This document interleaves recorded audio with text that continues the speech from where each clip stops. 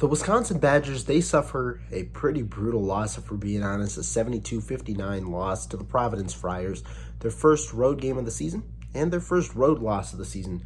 This one was way worse than the Tennessee loss. I mean, you look at it, the differential only 13 points compared to 10, but really the game had a much different story. The Badgers were down 25 points in the second half. They were down 71-46 before a run in the final 3.5 minutes. This one was just a game where they, frankly, just were out-physicaled and outplayed. I mean, they were outmanned in every single aspect of this game. You talk about the aggressiveness.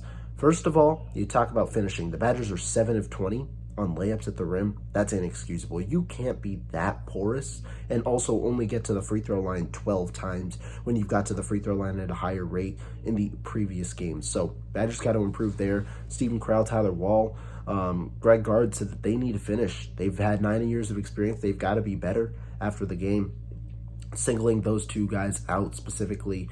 And then you look at the rest of the aggressiveness. I mean, on the pick and roll actions, thought Chucky Hepburn was a little more passive today. Really started to shoot a little more in the second half, was not that efficient.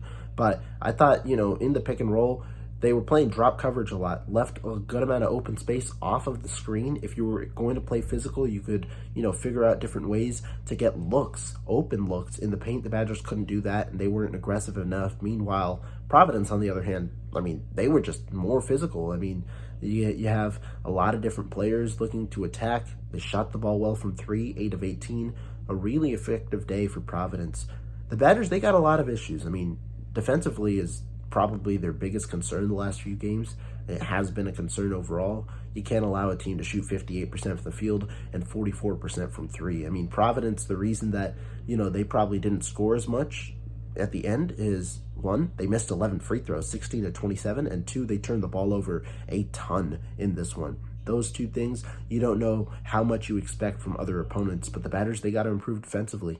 And on the offensive end, really, you got to figure out a way for different looks to occur. I know AJ Storr was 1 of 5 in the first half.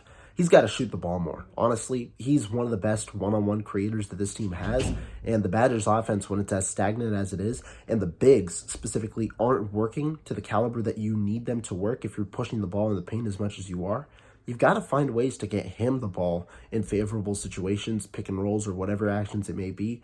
He was really able to go in the second half, 6 of 12 shooting, 50% from 3 as well, hit all 6 of his free throws. He had 20 points. He's a guy who the Badgers really need to rely on this season, because if they can get him going early and have him be efficient, he's going to be a guy that can carry them at the end of games as well. Badgers, though, they've got a lot to improve on, both sides. A lot of questions after this one. But it's good that they're getting this stuff, they're airing this all out at the beginning of the season. But you really hope that they look to improve soon, because it's not like this non-conference schedule is very easy. You got Marquette and Arizona at the beginning of December. A lot of different questions they've got to answer, though, as they return home. Next game, Friday at home against Robert Morris. We'll see you there, and stay tuned for the coverage on Bucky's Fifth Quarter.